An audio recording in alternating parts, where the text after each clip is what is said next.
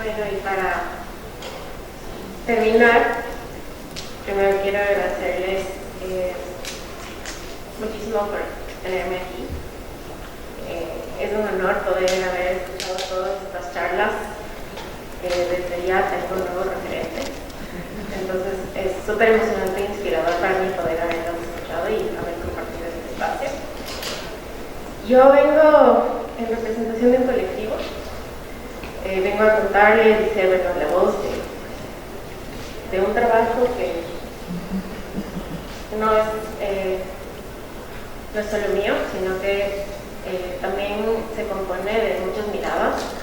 Están mis socios, Carolina y Felipe, y está un gran equipo de muchísima gente que hace posible muchas de las cosas que ustedes van a ver hoy, que les voy a contar.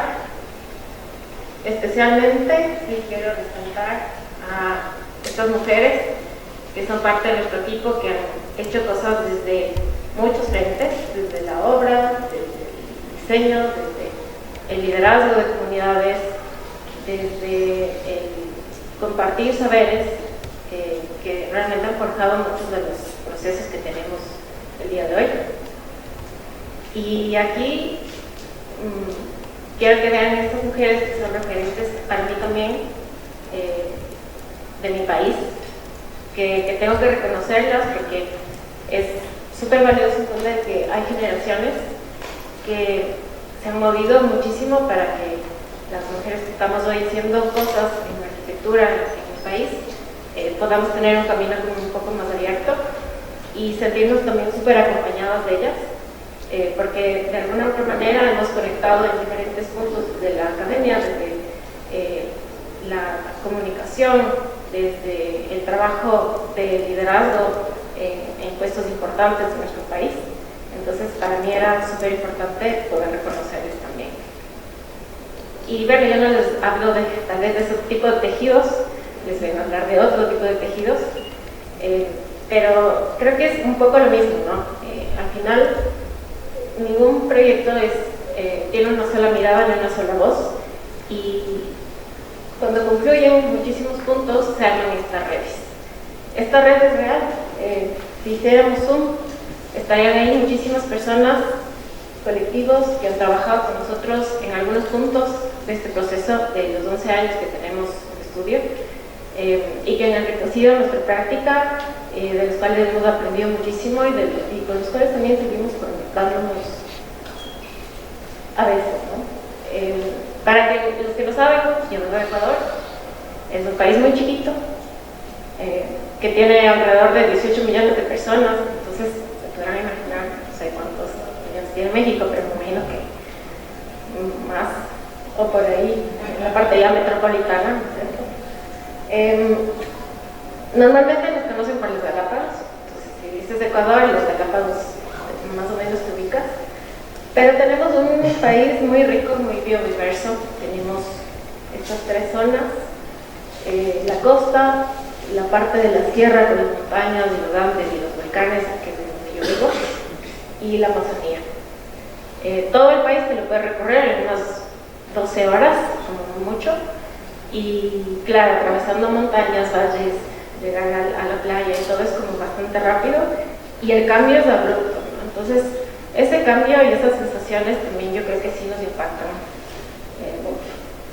Aquí hay algunos mapeados en algunos de los lugares donde hemos trabajado, principalmente sí en la sierra, pero también tenemos una pata por la parte de la costa, y que bueno, esto les voy a contar un poquito más adelante.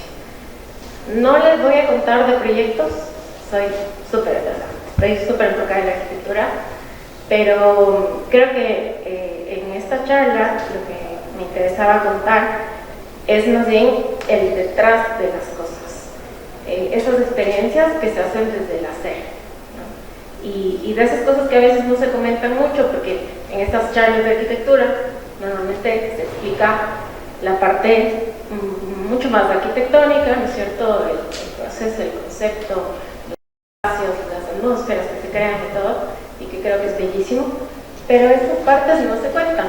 Entonces me parece súper chévere que se conozcan esas partes de atrás. Y empiezo con contarles cómo empezó como nuestra experiencia como arquitectos en este colectivo Programa. Empezamos saliendo de la universidad, habiendo trabajado un poco, regresando del máster, con un montón de ganas de hacer cosas, pero sin dinero, sin recursos.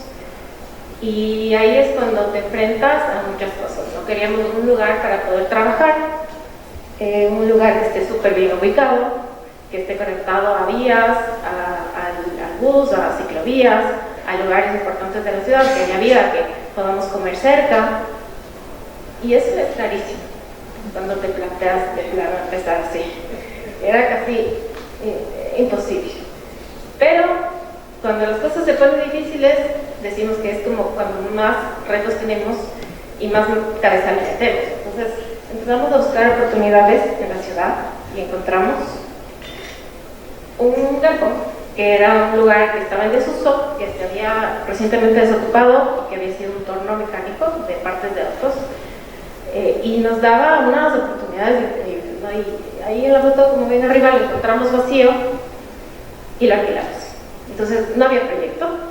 Como ven, nos mudamos con unas mesas hechas con los primeros tableros que conseguimos para empezar a pensarle desde ahí.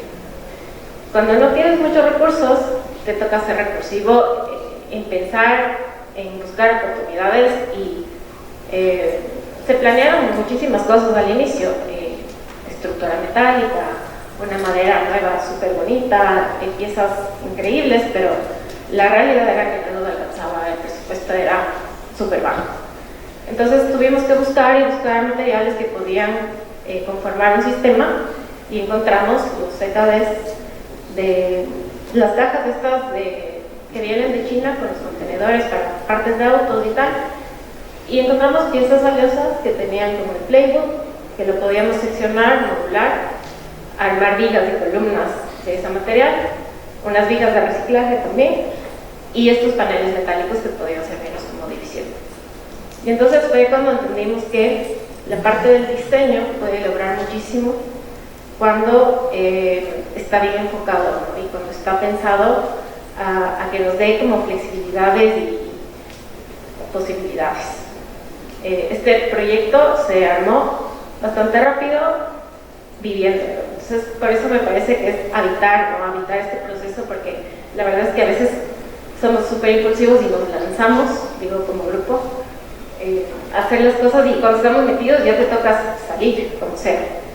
Este proyecto era un galpón, pero tenía un apéndice que salía hacia la calle, que es un callejón, que la verdad le explotamos muchísimo y tuvimos que hacer como ese nexo intermedio entre lo que era más como ya la parte de estudios y tal, y la ciudad.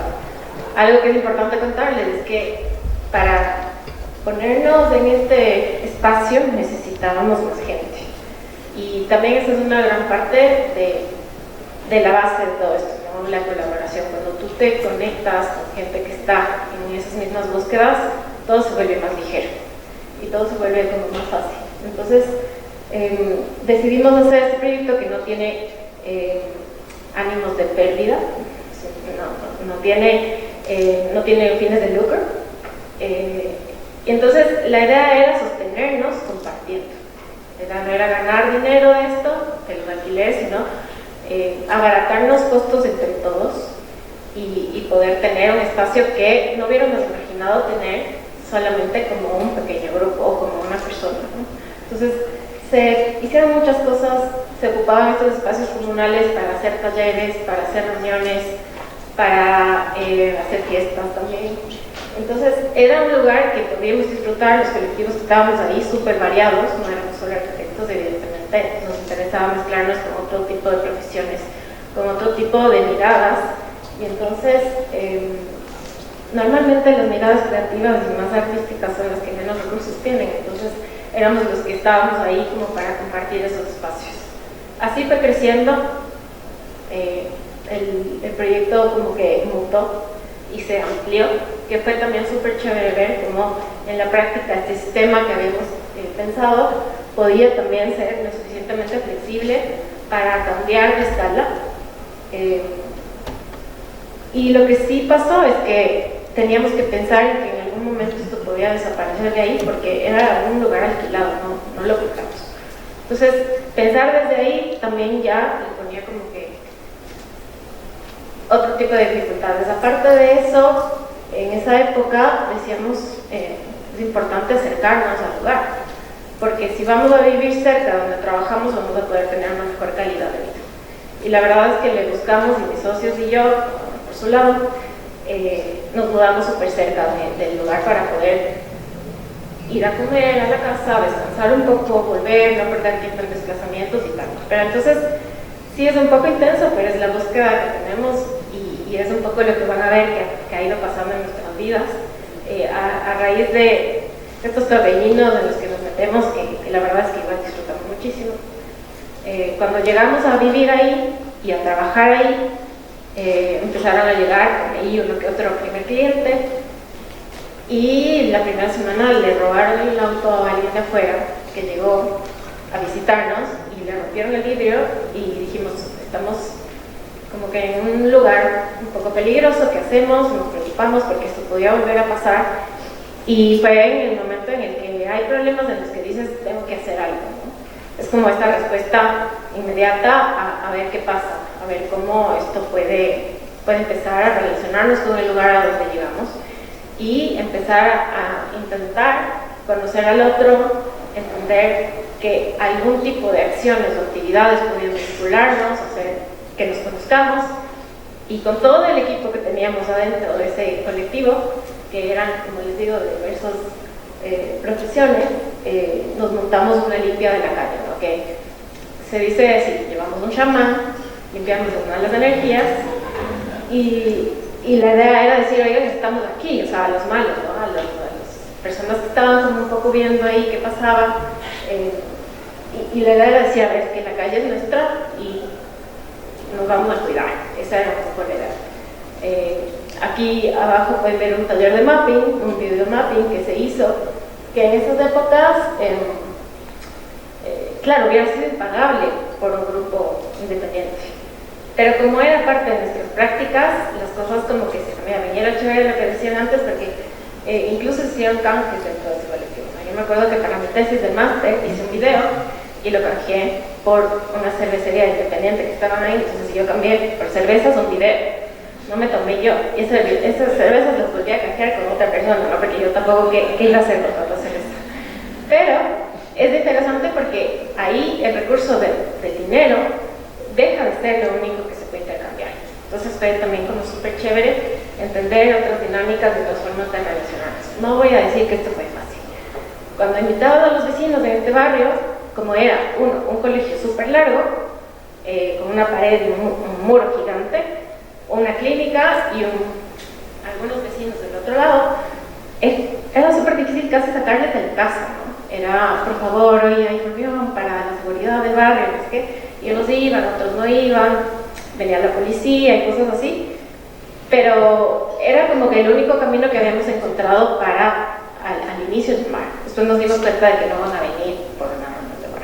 Van a venir cuando haya algo chévere que hacer, van a venir cuando haya un cafecito, van a venir cuando haya por ahí alguna proyección de cine. Entonces empezamos a entender qué tipo de dinámicas funcionaban. Incluso logramos convencerle al del colegio que teníamos que intervenir su muro, y entonces empezamos a perforarle el muro, ¿no es cierto?, para romper un poco esa barrera que teníamos con ellos, y no sé cómo les convencimos, la verdad, porque eran un colegio de curas y militares, que era raro, pero bueno, de alguna manera como que entraron en la idea y nos dejaron perforar el muro, que al final me lo terminaron unos años después tapando, porque ya cambió de administración, entonces no entendían qué habrían hecho los anteriores. Pero era como que era súper interesante vincularnos y crear como una nueva capa de vida que esa calle no había tenido. Entonces, esas primeras como aproximaciones a lo que era este barrio. Llegó el momento en el que 5 años después de que estuvimos ahí, la teoría o la hipótesis se cumplió. Nos pidieron el lugar, nos dijeron, ¿saben qué? Gracias, venimos del galpón, vamos a construir un edificio para la clínica y se tienen que ir. justo era pandemia, finales de pandemia, todo era un desastre, pero dijimos, sí se puede. Entonces, esto se había diseñado para ser desmontado. Y lo chévere es que en la práctica, muy pocas veces llegamos a probar en los proyectos este tipo de cosas, ¿no? Pero fue una realidad que, por suerte, salió muy bien. Encontramos otro galpón en La Mariscal, otro barrio de Quito, que también está súper bien ubicado, que es central, y que nos permitía tener como que todo este tipo de conexiones que teníamos antes. Se montaron aquí las piezas, se estructuró de otra forma distinta, pero el alma del lugar sigue siendo el mismo. Entonces, está ahora, hoy por hoy, el lugar de nuestro estudio, en donde tenemos igual nuevos integrantes de diferentes y diversas profesiones, quehaceres, y siguen pasando cosas. Entonces, la idea es siempre ser este centro. Algún rato le llamaron como detonadores urbanos, porque pasan cosas, ¿no? Entonces, haces que la vida un poquito llegue y se filtre en estas reuniones y estas experiencias conjuntas que al final siempre linkean muchas cosas. Y, bueno, también había un callejón que ahora es una galería, siempre con esa oportunidad de unirnos al barrio. Como ya nos habíamos mudado con el galpón, ¿qué hacíamos viviendo tan lejos? Entonces otra vez nos acababa de buscar un lugar.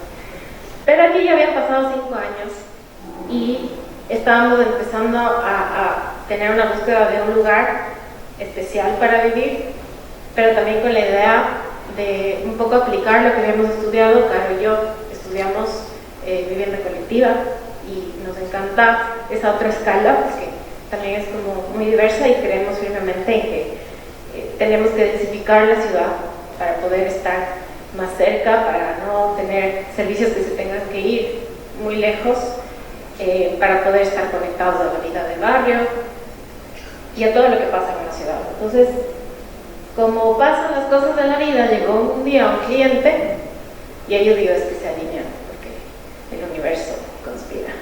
Y llegó un cliente a enseñarnos un terreno muy bonito en Guápulo, que es un barrio de Quito, que tiene una excelente conexión con los valles, con la ciudad, con todo.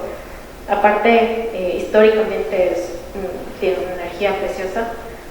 Y nos mostró un terreno que dijimos, wow, qué envidia, porque nosotros estamos también buscando terrenos, pero ese está muy chiquito, era una casa.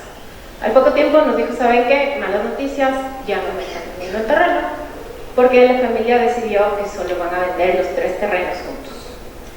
Entonces dijimos, tú no vas a comprar el terreno, pero nosotros sí vamos a comprar el terreno. Y compramos el terreno, sin proyecto, porque la lógica fue, esta es una oportunidad que no hay como desaprovechar. Entonces otra vez nos lanzamos a comprar el terreno, convenciéndoles a nuestros clientes de que iba a haber un lugar increíble y que el proyecto iba a ser realmente increíble. Entonces nuestro primer cliente fue el chico que no pudo vivir ahí, y el otro fue una familia que creyó ciegamente en que esto iba a pasar. Entonces es como esa construcción a base de esa confianza y de la fe que le ponemos a las cosas y de la energía que le ponemos a las cosas. Creo que cierran un poco estos momentos, y llegamos así a Guápulo. Este es el lugar que les digo que tiene, bueno, una topografía súper compleja, pero unas vistas increíbles. Tiene una conexión con el barrio brutal, porque conviven muchísimas cosas en este barrio. Es como, hay una iglesia patrimonial, histórica, súper antigua, está la Embajada de España, están autoconstrucciones, están casas como de clase media, clase alta, todo confluye y todo como que vive en un tejido súper bien integrado. Y la gente de Guápulo es como súper orgullosa de vivir ahí, porque tiene realmente algo místico. Ese barrio era un camino antiguo, un yumbo, por el que pasaban hacia Quito las caravanas de los españoles trayendo, y de los indígenas trayendo cosas al mercado de Quito. Entonces era un punto también como súper importante y interesante. Encontramos una casa que era una casa rentera, que obviamente se había autoconstruido en el tiempo, no tenía el nivel de de seguridad que podemos esperar para poder rehabilitarla y vender esa misma propiedad, pero sí nos arriesgamos un poco y dijimos, habitémosla todo el tiempo que podamos antes de poder pensar desde ahí el proyecto que se va a construir después. Y es así que esta es la casa que encontramos y así es como terminó la rehabilitación. Un poco después, lo que decidimos hacer aquí es quitar y no poner. Se quitaron esos cielos falsos que escondían esta madera increíble, se quitó esa pintura que escondía esta tierra que también tenía como unas cualidades increíbles, y todo estaba ahí, ¿no? Nuestro estudio se armó ahí, estuvimos como alrededor de 4 años y medio, empezando a entender el lugar y sí, planeando el proyecto que podría venir a futuro. Ahí está una cajita que se posó encima de esta estructura, que era mi habitación con Nico, mi pareja, y que también la pensamos como que algún rato se iba a desmontar. Entonces creo que tenemos esta cosa de que algún rato nos vamos a ir, hay que pensarle así como, es desmontable. Yo creo que es el trauma ahora. Pero es chévere, es divertido. Y este es del barrio. Cuando estuvimos ya dentro del barrio, otra vez empezar a conectarnos, porque es lo lógico, ¿no? Y entender como las dinámicas de la gente, los vecinos.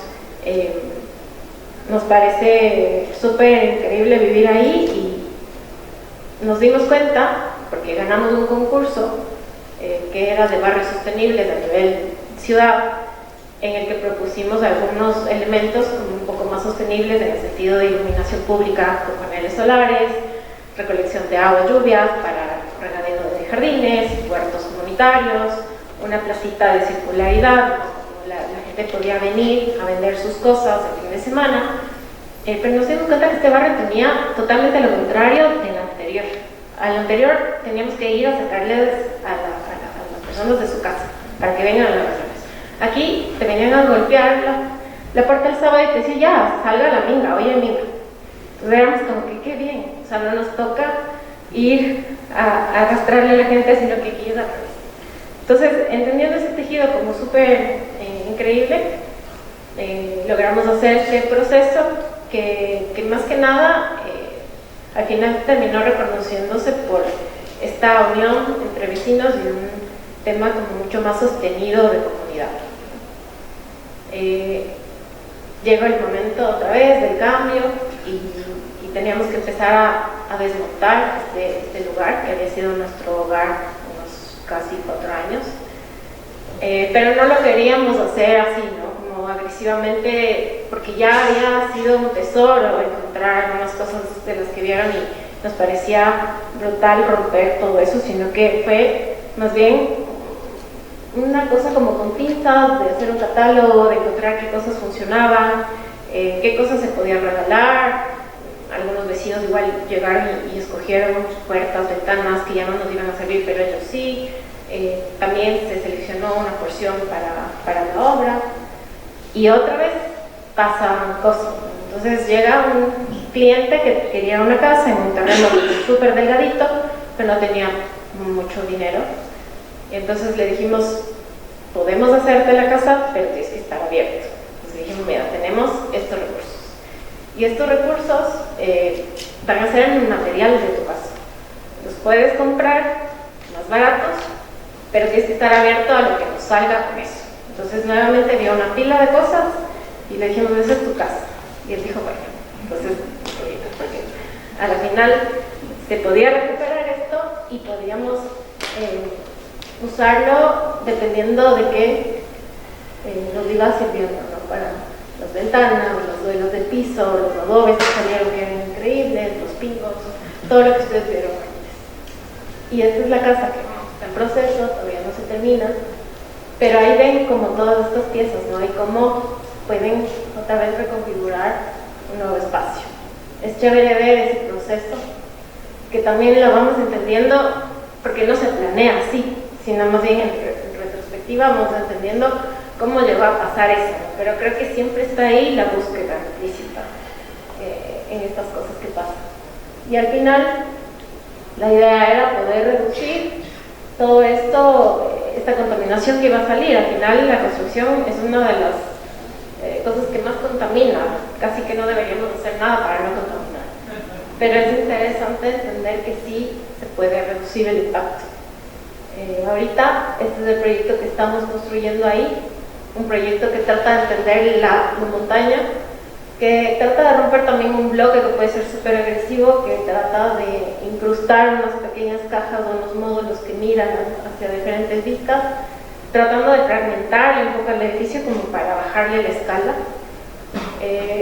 Un proyecto que también está intentando entender todas estas bondades naturales que tenemos en la montaña, las aguas y cómo reutilizarlas para incluirlas en el proyecto.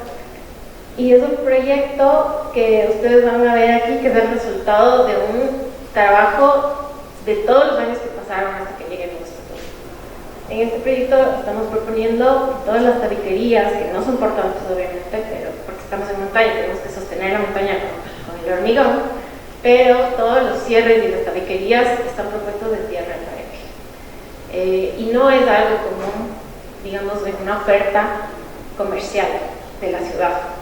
Estamos apostándole a algo que para nosotros tiene valor, tiene muchísimos valores agregados ahí, no solamente en cómo se vive un espacio de tierra, sino también por todos esos saberes que se están de alguna manera recuperando y poniendo en valor nuevamente en la arquitectura contemporánea, al menos de Quito, de Ecuador. Es un proyecto que también piensa en las tipologías y en las formas diversas de vivir, y era interesante entender que íbamos a tener como una franja de servicios, ¿no es cierto?, que ordena un poco todo arriba, para que si es que abajo las cosas se quieren ampliar, modificar o unir, se puedan hacer. Y es chévere porque esa era una hipótesis, pero al final en la venta de este proyecto se juntaron departamentos y fue fácil hacerlo. Entonces también es interesante cómo se van comprobando estas cosas. Es un proyecto que la verdad nos lanzamos a hacerlo desde, nosotros somos los promotores, somos los constructores, somos el departamento de ventas, somos de todo. Entonces era duro lanzarse así, bueno, vamos a hacer un proyecto con Bareque, y la gente es como, bueno, se alinearon los que tenían que alinearse y ahí estamos. Está en este proceso. El proyecto está construyéndose también con materiales renovables, con los materiales que creemos que son sensatos y que son coherentes con el medio ambiente. Este es el bareque, la base de caña, antes de poner la tierra. Este es un desecho del arroz, que es nuestro aislante térmico acústico. Y esta es la tierra que se está lanzando, este lodo que se está lanzando con una máquina que hace que la compresión o la compactación de la tierra sea como mucho más potente y que nos ayude realmente a abaratar costos, porque una de las cosas que tiene la parte vernácula es que es muy costosa por la mano de obra, pero encontramos la manera de acelerar un poco estos procesos, incluso mejorar la compactación, sin dejar de mano la mano artesanal que viene al final, ¿no? Porque eso, la verdad es que solo la máquina no lo va a hacer. Tiene que haber ese componente al final del acabado de estos procesos. Y bueno, estamos en estos procesos de acabado, de cierre, y esperamos terminar en junio de 2026, pero ahí vamos. Este proceso sostenido que les decía de la comunidad de este barrio gana otro concurso, que es el de modo con los fondos holandeses, que premia básicamente el social engagement, ¿no? Entonces, es chévere ver que estos procesos de los barrios, de las comunidades, se reconocen para apoyarnos un poco en las segundas o siguientes etapas. Aquí, en este caso, lo que decidimos es trabajar en por aquí entra el pasaje, ¿no? Y es una cancha de vóley. Es una cancha que tiene un uso totalmente masculino. Aquí solo los hombres juegan vóley y usan el único baño que hay ahí con llave. Y entonces era súper excluyente. Lo que pensamos ahí es ordenar un poco el espacio público para que sea seguro para niños, niñas, mujeres, abuelas que cuidan todo, y podamos tener el paso, sí, pero también otra diversidad de espacios que no sea solo el juego, sino la cultura, el cine, el mercado, ¿no es cierto?, el intercambio desde otros lugares. Y es interesante, bueno, entonces está haciendo este proceso, por eso no les puedo mostrar las fotos, pero a base de algunos dispositivos que le daban movilidad a estos escenarios, las cosas pueden como ir cambiando y presentándose diversas oportunidades que ya no son solamente para un grupo específico. Y es así como bueno, se planifica que este proyecto pueda agregar muchos usuarios más. Todo este tiempo y todo este proceso que vieron tiene bases en prácticas que hacemos para proyectos privados. Y muchos de ellos están en la parte rural de Ecuador.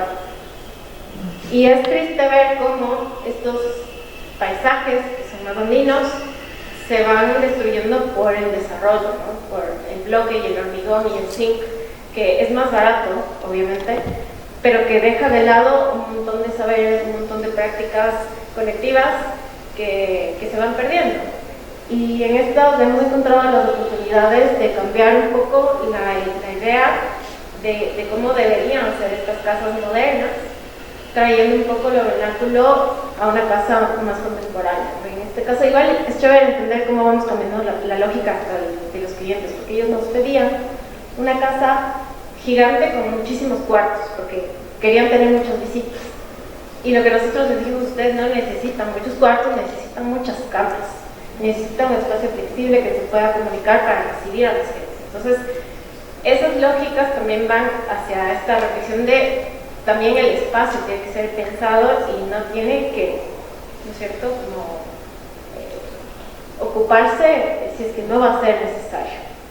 Estos procesos para nosotros son increíbles porque nos acercan a estas técnicas, a aprender y también a compartir, porque hemos entendido que mientras más abramos estos talleres al público, gente que esté tal vez con esa espinita de quiero empezar a entender, puede acercarse y realmente encontrarse con unas respuestas, ¿no? Estos sistemas que se utilizan en casos también de gente que es un poco más libre y que dices una pareja, quiero tener unos dormitorios que se muevan cuando quiero hacer más fiestas, invitar a gente. Entonces empezar a entender cómo la casa a través de estos sistemas igual puede responder a esas necesidades y nos deja seguir también entendiendo y tecnificando otros procesos. No es el mismo tapial, pero en este caso calicostrado, que tiene otras resistencias y que también es un espacio que se comparte. Entender este paisaje que se va cambiando, cuando una casa decide en vez de resaltar o imponerse, esconderse, perderse en el paisaje, ¿no es cierto? Esta es la primera casa en la que pudimos hacer bareque y que nos fue enseñando un poco todo lo que les contaba, ¿no? Llegamos después a vivienda colectiva a través de esto. Y estas son nuestras excusas para poder entender cómo se hace, cómo aprender de ellos y entender cómo podemos acelerar estas cosas para traerlas incluso a la ciudad, que realmente no es tan común, pero también entender que si vamos a trabajar en lo rural, esto tiene que dialogar con el contexto y el espacio. Este espacio que he trabajado en madera laminada, que ya está más urbano, que también nos interesa muchísimo promover el uso de la madera como una práctica más sostenible, era básicamente nuestro laboratorio. Aquí se midieron cuántos metros cuadrados podíamos hacer de bareque al día para poder después bajar el costo y hacer que esto llegue a otro tipo de grupos. Y si es que esto puede llegar a una vivienda social, es también como que nuestro siguiente punto. Que todos puedan gozar de este tipo de calidad de espacios y de espacios saludables a través de sus materiales. Moviéndonos un poco igual en la sierra, este proyecto es un espacio público que fue interesante cómo llegó. Y aquí no voy a hablar mucho del proyecto, sino de cómo llegó. Cuando éramos estudiantes, ¿no?, la Carla y yo, hicimos un trabajo cerca de este espacio, recorrimos y tal, y dijimos, esto está increíble, vamos a presentarle un proyecto a la alcalde.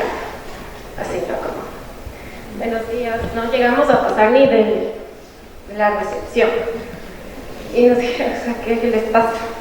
Bueno, 5 años después estábamos dando clase en una universidad de Mato y tuvimos que explorar la zona nuevamente, hacer un taller y tal, y nos volvimos a encontrar con eso, ¿no? Que nos habíamos quedado con la idea de esto, tiene un potencial increíble, y básicamente lo que había pasado en ese tiempo fue que se hizo peor, se degradó mucho más. Y es cuando dijimos, tenemos que proponer algo acá. Tenemos un montón de análisis que habíamos hecho con la academia, teníamos un montón de ideas, y sobre todo decir, ok, podemos vincular a la empresa privada, a lo público, a la gestión que estamos haciendo y a toda la investigación que tiene la academia para poder proponer desde ahí un proyecto. Entonces, no esperar siempre que nos caiga el proyecto increíble de espacio público o el museo en tal, ¿no es cierto? Sino que es un poco buscarse esas oportunidades a través de lo que podamos hacer o de lo que estamos haciendo. Entonces, el diseño participativo, que tomó no meses, sino años, porque es así en donde realmente se entienden esos procesos y la gente se puede llegar a empoderar y toda la cosa. Se pudo construir este espacio uniendo eso, ¿no? La empresa privada, la universidad, el municipio, la comunidad del lugar, y nosotros que estábamos haciendo como un poco solamente uniendo estos puntos y ver que sí es posible, o sea que a la larga esas búsquedas también te pueden llevar a proponer y buscar que se hagan realidad las cosas.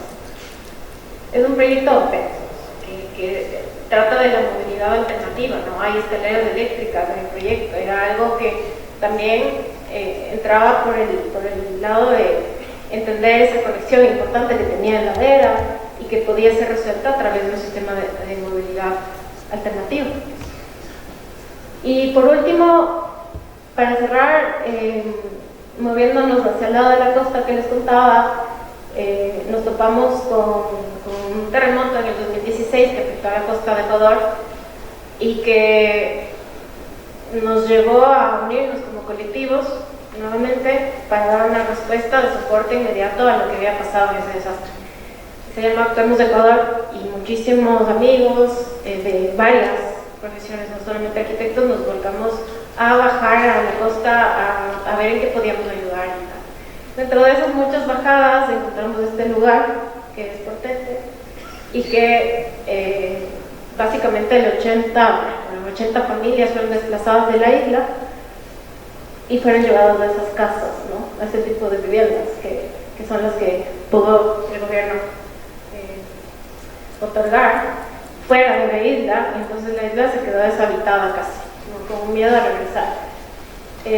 Y ahí entendimos, y bueno, a partir de esas bajadas, con otra cliente también que nos llevó por ahí, por la zona, encontramos un solar que como oportunidad la familia de mis socios pudieron adquirir para hacer algo, ¿no? Porque el lugar realmente es increíble. Pero vimos la oportunidad ahí de decir, ok, ¿qué opciones hay para la gente? Criticamos un montón esas casas, pero ¿qué opción hay? Y entonces así que empezamos a pensar a la Casa Toquilla como en diversas tipologías que podían resolver diversos tipos de familias o usos, y se hizo como este caso de estudio que a la final realmente logra ser muy barata, ser súper eficiente en confort térmico y nos demuestra que el diseño no tiene que ser costoso y que hay dignidad en este tipo de elementos que resultan con muy pocos recursos y que funcionan entendiendo al entorno, al contexto, a los materiales y tal, ¿no? Cuando estábamos en obra, la gente de ahí se acercaba y nos dice, ¿ustedes son arquitectas? Sí. ¿Y por qué no se hace una casa buena? Pero esto es una casa buena. Decía, no, porque ¿y dónde está el bloque? ¿Y por qué no se hace con hormigón? Eso es una casa buena. Entonces, era difícil entender, ¿no es cierto?, que a la larga ellos habían perdido el saber de cómo se construye con esos materiales y pensaban que la paja se podría y que había que cambiarla muy rápido, pero era porque le estaban poniendo el soportal y cuando la ponían de 45 grados la paja no se pudre tan rápido. Entonces era increíble ver que el señor que nos cuestionaba esto terminó haciéndose la casa en bambú y toquilla. Increíble. Entonces felices con eso, dijimos aquí fueron oportunidades, se hicieron algunas otras casas de gente que igual regresó a ver y eso sí va cambiando el paisaje en un buen sentido, ¿no? Porque no ves estos mamotretos de hormigón o los techos en donde te calcinas al mediodía, porque de verdad no están hechos para eso. Y estás más bien recuperando cosas que ya había, ¿no? Este sector tiene una biodiversidad increíble, tiene manglares, y a raíz de eso también empezaron a nacer oportunidades. Y eso es lo increíble de nuestra profesión, o al menos que yo lo veo así, porque ya no era solo entender que esto funcionaba y que tenía un valor, sino que también le daba la oportunidad a esta persona tener otro ingreso económico, porque a través del turismo sostenible, que en vez de complicarle a la isla, podía entender otros valores, entender que todos los recursos del agua, bien tratada, bien trabajada, también iba a dejar de contaminar incluso, era como que increíble. Entonces se expandió la idea y ahora la idea es tener como un proceso que va incorporando elementos públicos a esta isla, que son los que les faltan, ¿no?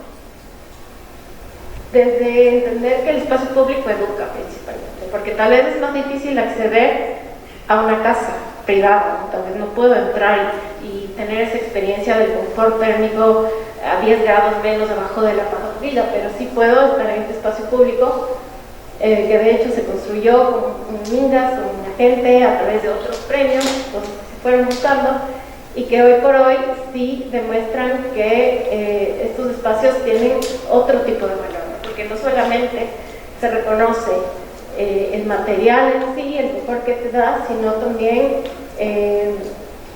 que recupera esas conexiones que se han ido perdiendo, esos lugares de encuentro, esos lugares para bailar, para la música, para el juego, recuperar lotes que estaban baldíos con escenarios para niños y juegos con esos materiales.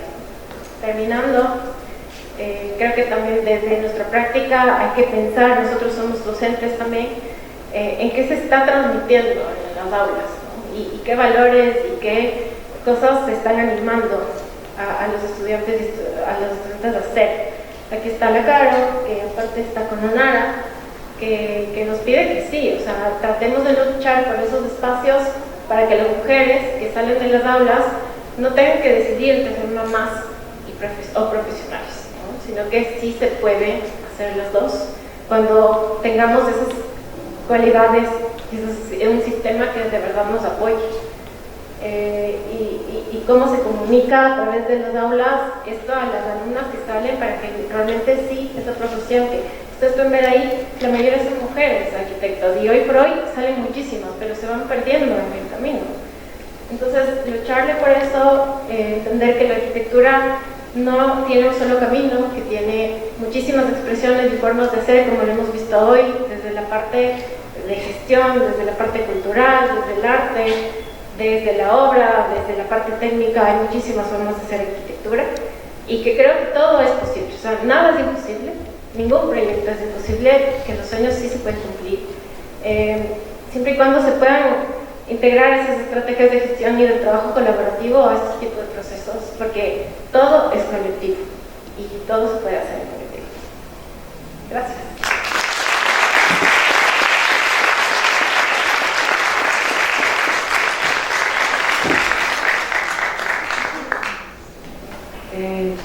Pues muchas felicidades a todas.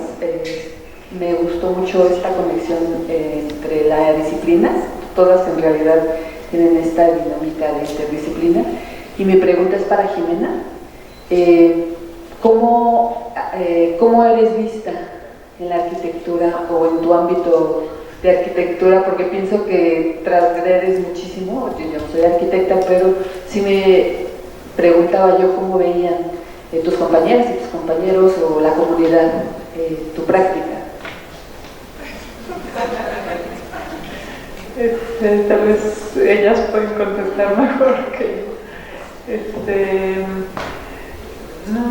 No estoy segura de cómo contestar la pregunta. Creo que de cierta manera he podido abrirme oportunidades y eso se ve cuando logro ganar una beca o así, que desde afuera se aprecia o se ve un valor en lo que hago. Y pues mi gente cercana siempre es muy entusiasta y les gusta lo que hago y me felicitan y compran mis libros y así. me ha pasado cuando me invitan a universidades a platicar que las estudiantes se sorprenden un poco de lo que se puede hacer, ¿no? De que tal vez hay posibilidad de inventarse un camino propio. Y en general en las universidades con las jóvenes es bien recibido lo que hago, además de los proyectos que presenté aquí, otras cosas. Y pues en general la gente me invita y así, entonces no sé cómo contestar. Más bien los hombres como ven esta práctica. Ni idea, no sé. No, tengo colegas muy chidos, la verdad, como que colegas cercanos con los que he hablado de las cosas que hago, ¿no? En general es bien recibido. Cuando empecé el proyecto de bordado empecé muy nerviosa, como que no sabía si iba a llegar a algún lugar. Por momentos hasta me apenaba un poco hablar de él, tal vez sobre todo frente a hombres, pero al final pues da igual, ¿no?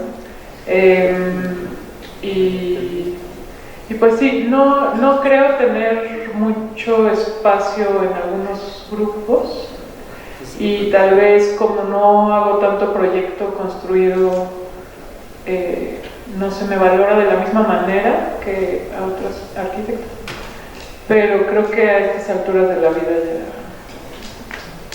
ya gano dinero, puedo vivir, puedo explorar y no me importa demasiado lo que piensen ellos.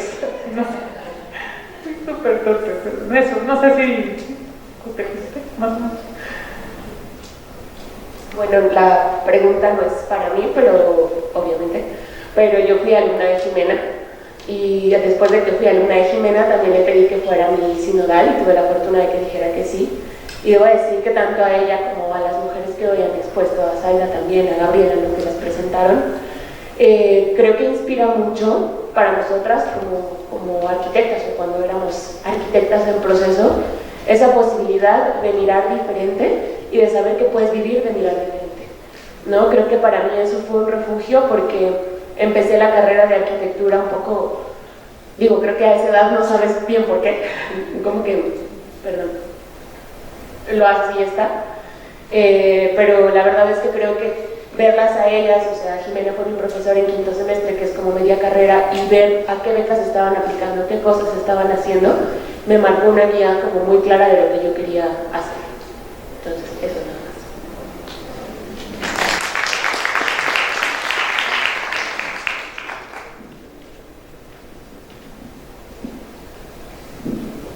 No sé bien qué puedes decir, porque mientras que exponían estaba conmovida por cada una y tenía muchas preguntas, pero me quiero conectar con lo que acaba de decir mi exalumna Brenda, disculpa, que bueno, tras de escucharlas me llevó mucha inspiración y más referentes, y creo que no es solo el hecho de ser mujeres dentro de lo que hagamos, sino de conectarnos con lo que nos mueve, con los propósitos que se nos van generando en la vida. Y no sé si es la palabra correcta, pero mujeres valientes y temerarias quizá, o sea, no sé si es la palabra justa, pero como, o sea, que estamos al frente de escuchar historias que rompen esquemas en cada ámbito, ¿no? Desde la moda, o sea, la arquitectura, conozco muy bien el trabajo de Rama, he visitado todo, no sé, amistades de años, pero escuchar cómo se va renovando la forma de romper inercias y cosas en las que nos sentimos inconformes es como que nuestro motor, y me siento muy identificada también, ¿no? Entonces me voy muy conmovida de escucharlas, y creo que las preguntas, o sea, que tengo preguntas como muy específicas, entonces sí, para acá, ¿cómo es esta lucha de llevar la vivienda colectiva, lo que hacen, o sea, me parece como algo de, vaya, qué coraje que tienen, ¿no? Además, en la ladera, o sea, como que me imagino que debe ser muy difícil, la respuesta que tú das es muy romántica, ¿no? En lo colectivo todo se puede, sí, pues mi amor, o sea, se está bien, ¿no? Pero no te creo, o sea, para nada, pero los 80 años está quizá un poco más detrás de esto, el romanticismo de lo colectivo en realidad es muy difícil, o sea, todo se puede con lo colectivo, pero es mucho más difícil que hacerlo solos, y lo sabemos todos quienes trabajan en un colectivo, ¿no? Y entonces allí eso, y de allí para la otra Carla, que no sé, el tema, ¿no?, de trabajar con comunidades indígenas, que es una figura muy delicada, yo creo, en todos los ámbitos. Yo también trabajo con comunidades indígenas. Entonces me gustaría saber cómo, porque como lo has contado, me conmovió y me parece muy respetuoso. Y en Perú, con el tema de la moda y cómo se han acercado a ello muchos estilistas, en realidad a mí me rompió el corazón, y escuchar cómo lo hiciste tú en tu historia me lo compuso y me lo acarició. Entonces te quería agradecer y te quería preguntar si nos puedes compartir algo de estas luchas que tuviste que hacer en este camino muy respetuoso que has contado con Diego. Para ustedes también, gracias. Como tú dices, es un poco, sí, un poco una locura decir, nos lanzamos a este proyecto que ya es de otra escala, pero es un poco también desde cómo a mí me gustaría vivir y cómo yo quisiera encontrar esas oportunidades o ese tipo de espacios, ese tipo de calidad de espacios y materiales en la ciudad. Siempre decíamos que cuando yo haga un proyecto, yo podría vivir ahí, ¿no? Es como diseñas y tú te sentirías de ahí. Entonces, creo que va desde esa necesidad de sí, expandir un poco estas cualidades que como arquitectos sabemos que existen y que deberían llegar a más público, porque al final, como vas viendo en los procesos, lo que sí buscamos es que esto llegue a masas. Y sería increíble, decir, el sueño, el último sueño, sería decir, esto llegó a un montón de viviendas de estas que se construyen por millones para vivienda social, por ejemplo. Y estos son las formas de experimentar y ir escalando un pasito hacia adelante.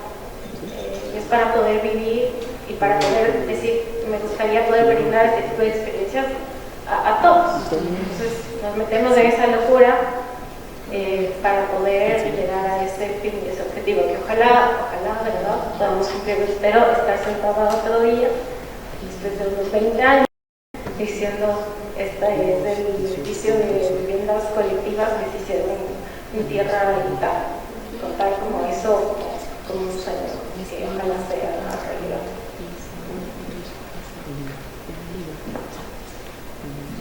Gracias por sus preguntas y qué bonito lo dices. Creo que la respuesta tiene que ver con lo que dice Carla, mi tocaya, para mí lo natural es tratar a la gente como quiero que me traten, o como quiero que, ¿sabes? Y en México, o sea, para mí las señoras con las que colaboramos son amigas, son maestras, son mujeres, o sea, lo veo como una oportunidad y además lo veo siempre pensando en ellas como mis maestras, o sea, porque son mis maestras, ¿no? Entonces llegas desde otro punto, aunque la mayoría de los grupos con los que trabajamos, ellas nos piden ayuda, pero aunque ellas nos pidan ayuda, nada más nosotras llegamos como facilitadoras, o sea, llegamos a trabajar en colaboración. Y eso cambia toda la estrategia, ¿sabes? O sea, no es la diseñadora de la ciudad yendo a decir, a ver, pues mis diseños son estos y tú vas a hacer esto, ¿no? Ahí es al contrario, es sentarnos y observar y platicar con ellas qué es lo que quieren hacer y de ahí partimos y también nosotros desarrollamos ciertas cosas para nuestra casa de moda, pero siempre dejamos abiertas, o sea, siempre ellas desarrollan cosas para ellas mismas, ¿no? O sea, que este saber se quede para abrir mercados. Y creo que ahí en ese respeto y en esa sabiduría y también es como, pues, te ríes, ¿no? Expresas tus preocupaciones, o sea, es una cosa mutua, o sea, es como tratarnos como tratarías a cualquier otra gente, ¿me entiendes? O sea, pero siempre con respeto. Y esa creo que ha sido nuestra fórmula, además de las cuestiones que se deben de hacer, o sea, tenemos un manual que está en el website, que es el manual de la diseñadora descalza, que está basado en el manual del arquitecto descalzo, de todo lo que nos ha funcionado y no nos ha funcionado. Hay ciertas prácticas que son obvias, o sea, tú no le puedes pedir a una artesana con cinta, o sea, no le puedes pedir a un artesano que te dé sus productos y que cuando tú los vendas sea con cinta. Cuando tú le pides a un artesano que desarrolle ciertas piezas, desde el día que se pone me explico, a barrer su taller, desde ahí le tienes que empezar a pagar.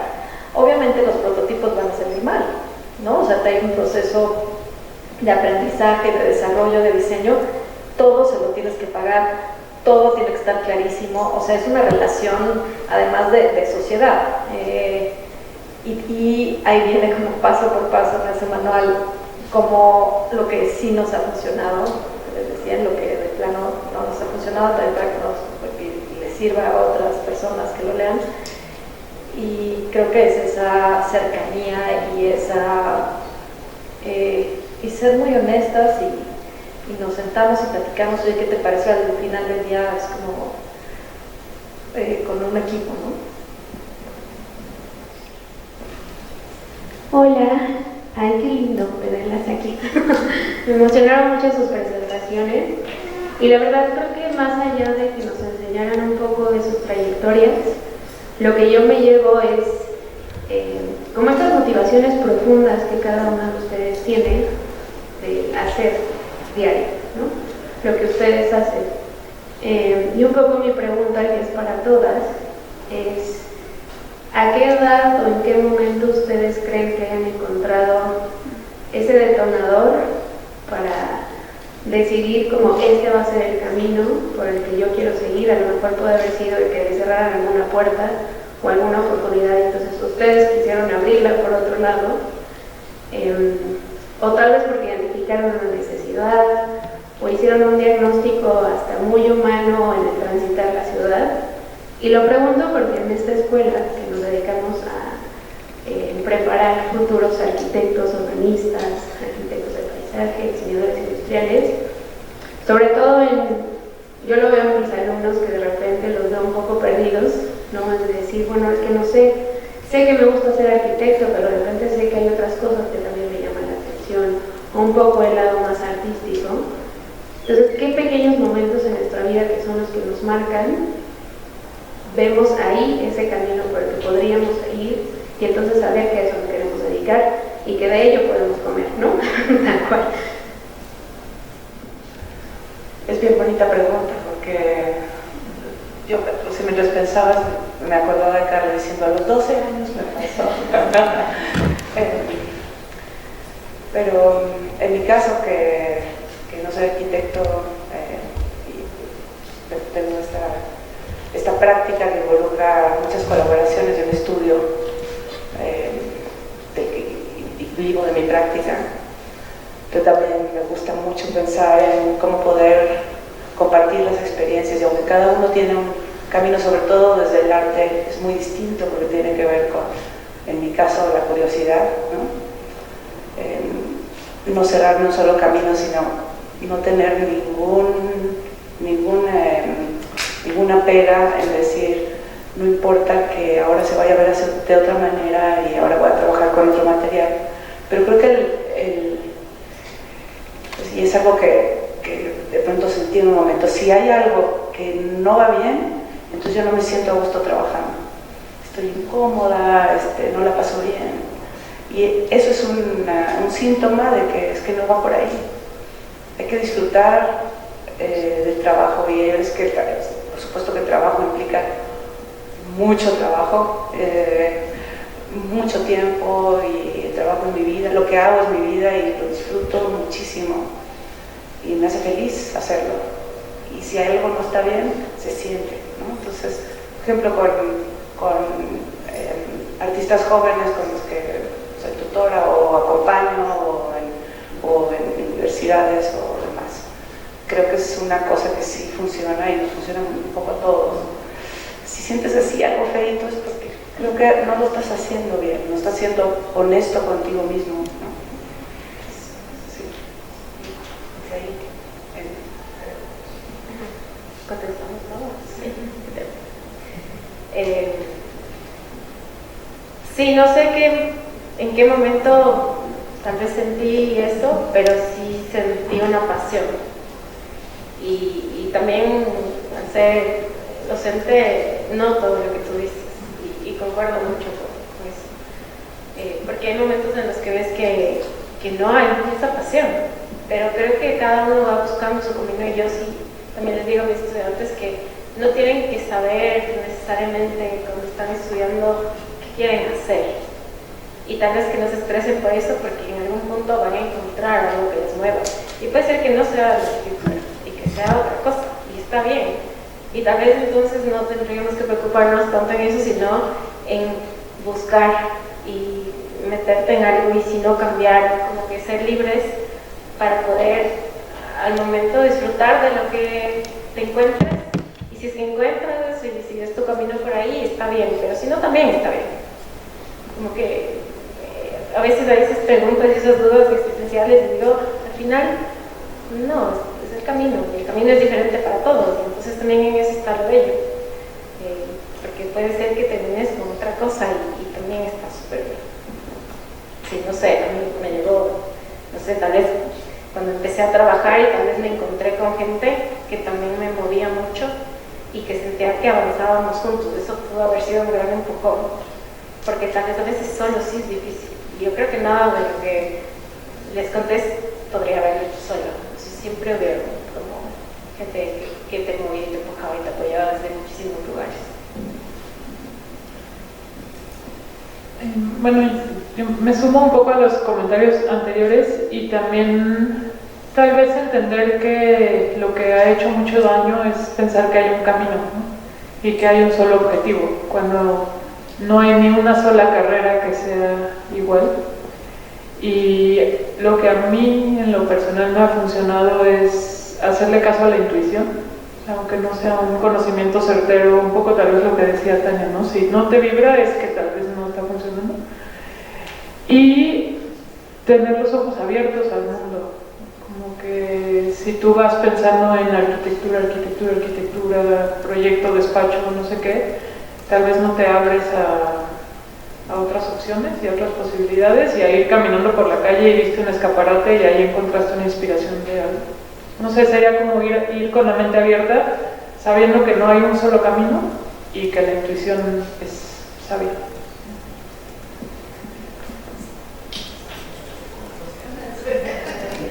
Rápido.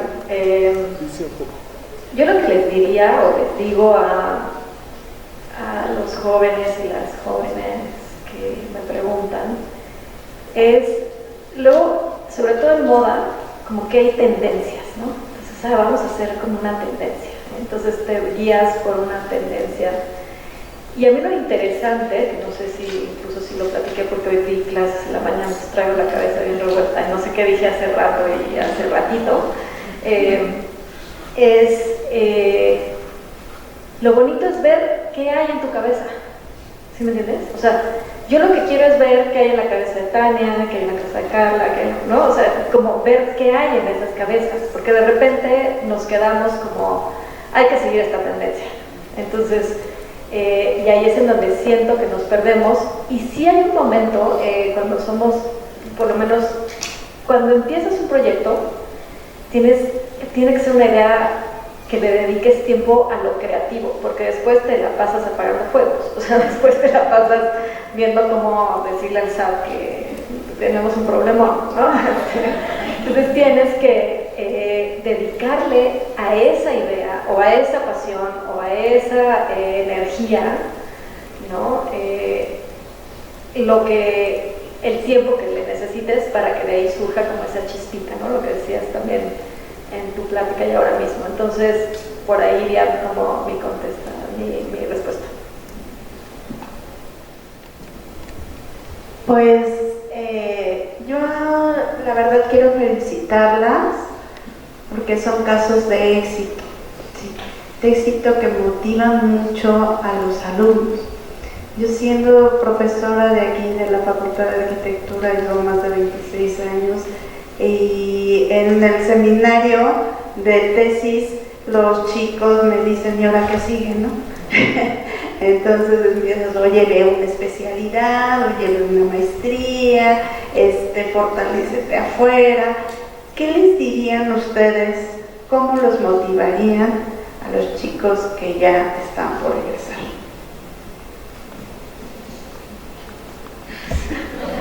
¿Cómo los motivaríamos? A ver, yo siento que los programas a mí el servicio social me cambió la vida. Y ahorita en el taller tengo a varios jóvenes que vienen del proyecto de Jóvenes Construyendo el Futuro. Y qué joya.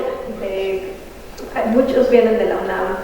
O sea, yo siento que el trabajar, el que te enfrentes, como a mí la escuela me encanta, pero yo lo mencioné que trabajaba y iba a la escuela, o sea, es diferente, ¿no? O sea, que enfrentarte a un colega que a un maestro es distinto. Quizás sea una buena práctica para nosotros que nos dedicamos a enseñar, que de repente el maestro estuviera sentado así en ruedita, ¿no? O sea, en vez de estar frente a los alumnos para que se haga otro diálogo. Pero mientras tanto, yo creo que la motivación es que salgan y aprendan en campo. Sí, igual en el estudio también tenemos servicio social de la NAHUAC justamente, y los que están allá, los chiques que están por ahí con nosotros, o también gente, artistas que salen de Zona, que es un programa para artistas que conozco en el camino y van quedamos en el estudio un tiempo solamente, que eso es lo bueno. O sea, es lo triste, pero es lo bueno. Es solamente un tiempo hasta que ya están listos para seguir adelante. Aprenden un montón de todas las cuestiones de producción pura y dura, cómo gestionar presupuestos donde hay mucho dinero, donde hay muy poco dinero, las relaciones con las galerías, como cosas prácticas de cómo sobrevivir del arte, ¿no? Me acuerdo que Felipe Ehrenberg tenía un libro. Felipe Ehrenberg es un artista maravilloso, maestro.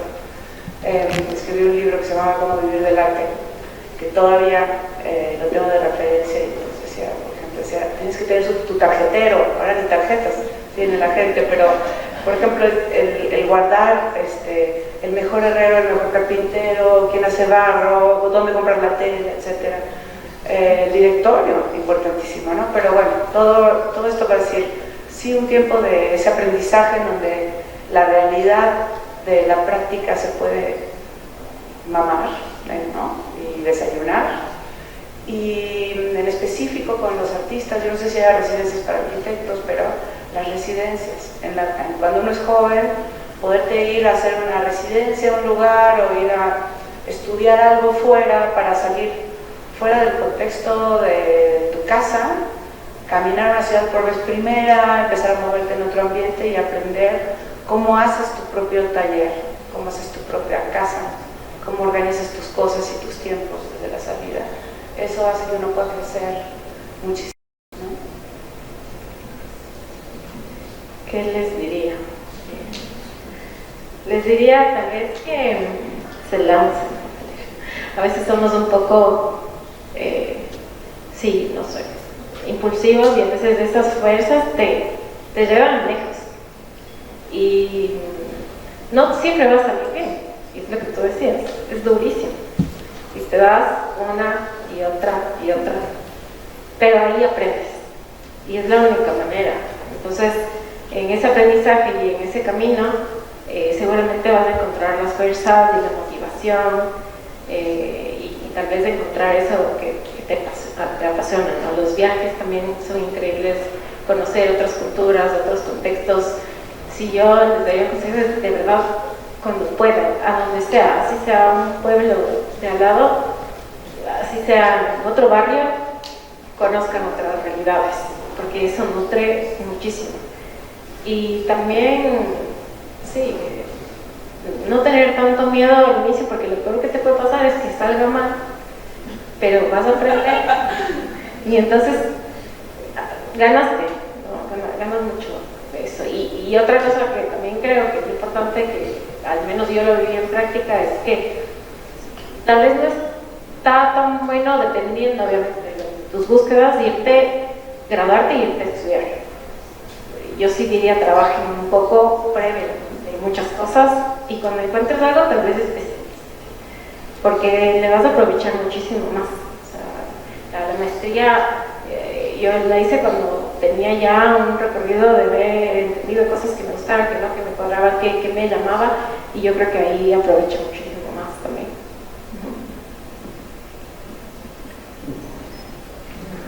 Pues, además de todo lo anterior, que tiene que ver con mostrar, experimentar, ver y así, yo pensaría que algo importante para la motivación es asumir la responsabilidad de la propia vida. Porque si tú estás todo el tiempo dependiendo de que te den y te den y te den y te motiven desde afuera y te enseñen desde afuera, nunca vas a agarrar las riendas de las cosas, ¿no? Entonces yo creo que la automotivación es esencial en la vida, y que cuando logras automotivarte es una satisfacción increíble. Entonces, no esperar que todo venga desde fuera y que alguien te esté jalando, o sea, no somos entretenedores, sino ¿no? Empezar a lanzarse solos y solas a las cosas, por un lado. Y pensaba ahora en mi hija pequeña, la golpeaban en la escuela, tiene 4 años, y entonces la llevamos a un taller de defensa. Y entonces le decían que todas las personas son únicas e importantes y especiales. Y está muy cursi, ¿no? Pero si cada persona empieza a encontrar el valor que tiene y lo que puede aportar al mundo, pues qué mayor motivación que esa, ¿no? Como encontrar eso que te hace especial y que puede, no sé, hacer que muevas algo diferente o que encuentres tu propio camino, ¿no? Cosas así como el verse a sí mismos y tomar las riendas, creo que, ¿no? Y encontrar el valor que cada uno tenemos, porque de alguna u otra manera todos tenemos un valor en este mundo. Hola, ¿qué tal? Esta pregunta es para Jimena. Me llamó mucho la atención esta selección que hiciste primero de libros, donde aparentemente fue un error, ¿no? Porque no hubo una mujer, pero después ya hiciste ahora 6 o 8 libros de mujeres, ¿no? Mi duda o mi pregunta es, ¿qué contraste encontraste en sus narrativas? Y si ya va a haber una tercera versión donde haya ese cruce de interferencias, no sé. Bueno, me encanta tu pregunta, muchas gracias, porque sí fue fascinante descubrir, o sea, estar muy metido en las voces masculinas, porque las transcribo, ¿no? Entonces es reescribir el texto a través de esta voz y identificar cosas, y luego en el caso de las mujeres, y sí vi un montón de diferencias. Hay una diferencia temporal, que las novelas de mujeres son más recientes, entonces hay una cosa ahí de cambio de tiempo, pero una cosa que me ha marcado mucho es el mundo interior en las novelas femeninas. Como que las novelas de los hombres, por lo menos en estos casos no es una generalidad, pero las de los hombres están muy afuera, en la ciudad, ¿no? Caminando la ciudad y así, y las mujeres hay una relación interior-exterior muy interesante, y casi siempre hay una ventana desde donde ves el exterior. Entonces, pues si uno se clava mucho puede interpretar muchas cosas, ¿no? Como que el hogar ha sido más el lugar de la mujer, o no ha salido tanto a la calle porque es donde se muestra, ¿no? Así. Luego hay muchos temas de duelo en los de las mujeres, pero es un duelo como muy, muy emocional y muy sutil. Tal vez en los hombres es algo más tajante. Eso es interesante. Y por ejemplo, un concepto que aparece en varias de las novelas de las mujeres es la idea del búnker, de la casa como un búnker. Entonces también habla como de algo de protección del exterior. Entonces sí, ahorita son las que se me ocurren ahorita, pero sí hay una diferencia, incluso en la manera de escribir. Y por ejemplo, las de las mujeres se salen un poco del área central de la ciudad. O sea, los hombres son el centro, la Roma, ¿no? Como esa parte pues, más de la ciudad original, por decirlo de alguna manera, pero las mujeres se salen un poco más a la periferia. Todavía es zona central como la del Valle o así, pero ya está en otro lugar, y bueno, eso ha sido interesante también, incluso de dibujar esa zona. Pero sí, es un ejercicio muy, muy divertido. Hola, bueno, antes de nada agradecer a las cuatro vuestra generosidad y vuestra forma de darnos esta exposición de estos trabajos que bueno, yo estoy recién llegado de España, es la primera cita del primer foro en el que participo, y estoy completamente agradecido, ¿no? Y bueno, ya aprovechando la pregunta que le han dicho a Jimena, yo quería hacerle otra cuestión también relacionada con el trabajo primero que ha expuesto, de las cartografías narrativas, y a una cierta curiosidad que tengo, porque has puesto como referencia una serie de libros, entre ellos pues, La ciudad invisible, de Italo Calvino, y también has estado comentando de la pasión que tienes por la literatura, que tú inicialmente querías estudiar letras, pero al final la vida te dio para ser arquitecto, te encaminó hacia la arquitectura. Pensando en escritores como Borges o como Italo Calvino, que ellos construyeron arquitectura a través de la literatura, por lo menos a mí como arquitecto me han influido bastante, ¿no? La ciudad invisible, o la biblioteca de Babel, o el Aleph, ¿no? Mi curiosidad es si tú, a raíz de hacer este trabajo sobre las crónicas, los mapas y las narrativas de una ciudad como la Ciudad de México, ¿no has tenido tu curiosidad por escribir y hacer una novela donde realmente proyectes una arquitectura o tengas una visión de cómo poder cambiar tu ciudad o cómo poder cambiar la forma que tengan los ciudadanos de vivir en esta ciudad? O sea, ¿no has tenido esa curiosidad de empezar una novela, por ejemplo? Sí. Y seguro que esta pregunta te la han hecho varias veces, ¿no? Una pregunta aquí, la hacemos y después así hacemos la última y cerramos. Ok, perdón. Hola, pues yo tenía una pregunta como un poco más específica. O sea, con el trabajo que hizo Carla, o igual Carla con las comunidades indígenas, el cómo se llegan a asentar como una población, a lo mejor en las laderas, como en estos barrios que a lo mejor ya son muy deteriorados y que no se sienta como abrasivo o como intruso, ¿no? Como la arquitectura que proyectan, como tú la mostrabas en las escaleras eléctricas que hicieron. El cómo le dotas a la gente o qué te determinó para que tuvieran esa decisión, ¿no? De que justo es una mejor opción que las escaleras de concreto en esa barranca inclinadísima que está en ese lugar, ¿no? Como, esa es mi pregunta.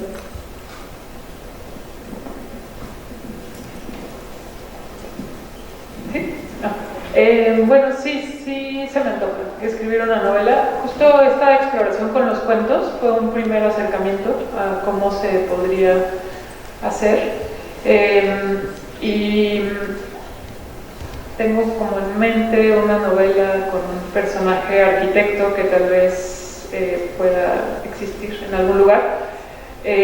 Mi problema siempre es el tiempo, ¿no? Que al final pues son proyectos como paralelos en mi vida, y pues ahora también soy mamá y también voy a los bailables y así, entonces encontrar el tiempo para de entrada practicar la escritura de ficción, que es otra manera de escribir, hacer investigación, ponerme a escribir, un borrador, un taller, ir mostrando, ¿no? Como que sí requiere un montón de... Esos 4 cuentos los escribí en un año y se me hizo eterno, o sea, fue un trabajal, ¿no? Entonces, sí se me antoja y cada vez tiendo más a tratar de salirme de la arquitectura y irme a otro lugar.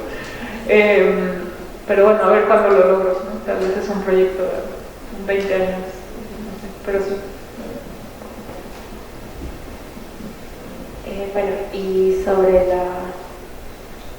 la respuesta que todavía no ven, ¿por qué fue esa la respuesta?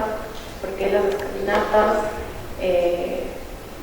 Era un poco entender también, en base a mucha investigación en el sitio, un trabajo participativo, que también la gente te da respuestas. Los trabajos participativos no son cortos. Si alguien te dice, ¿en cuántos meses tienes para hacer el trabajo? Imposible, o sea, son años. Y también entender que, claro, estas posibles soluciones solamente puedes llegar a tenerlas, porque si quieres más seguridad, la seguridad no está en cámaras, la seguridad está en la vida, en la activación, en que hace gente por ahí.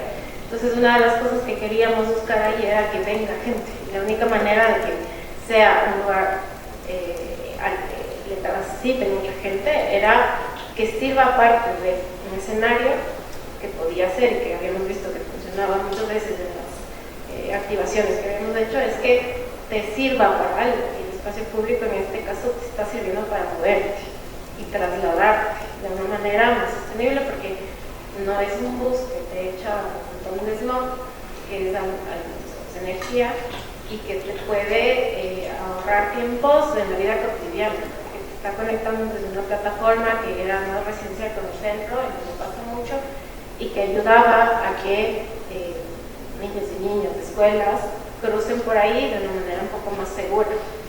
Entonces, creo que no es solamente una manera de verlo, sino que hay muchísimos componentes dentro que van apareciendo cuando haces un proyecto urbano, que tienes que tener en consideración, pero sobre todo la idea de que sea un lugar de la vida cotidiana y que la gente se encuentre y se cuide, que no sé dónde encontramos.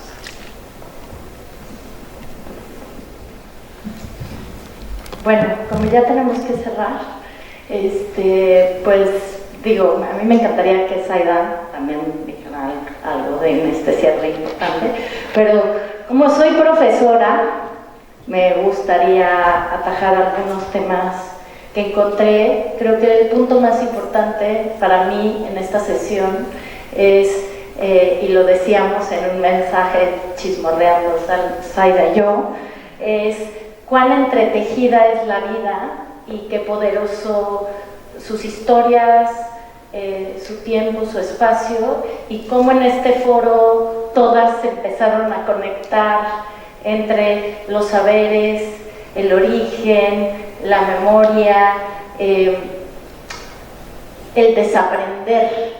Yo me llevo eso como cuando preguntaban qué tenemos que hacer o qué recomendarías a tus jóvenes estudiantes antes de salir de la escuela, desaprender todo lo que hemos aprendido como verdadero, porque, y es algo que nos enseñaron hoy, está plagado de una historia occidental construida desde un punto específico de vista, manipulado, alterado, distorsionado y desde una sola perspectiva, que es una, cuando este mundo es todo lo que ya vimos, ¿no? Entonces a mí me conmueve y agradezco enormemente, porque creo que uno de los valores más importantes de la construcción del espacio, que eso es lo que estamos aquí, desde el espacio de la creación del arte, el espacio, la arquitectura en el cuerpo, o sea, para mí todo ese espacio, todo esa arquitectura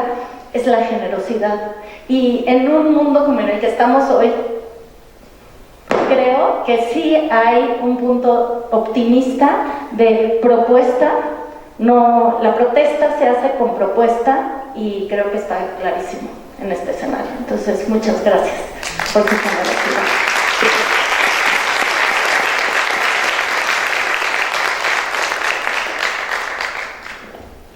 y nos vemos.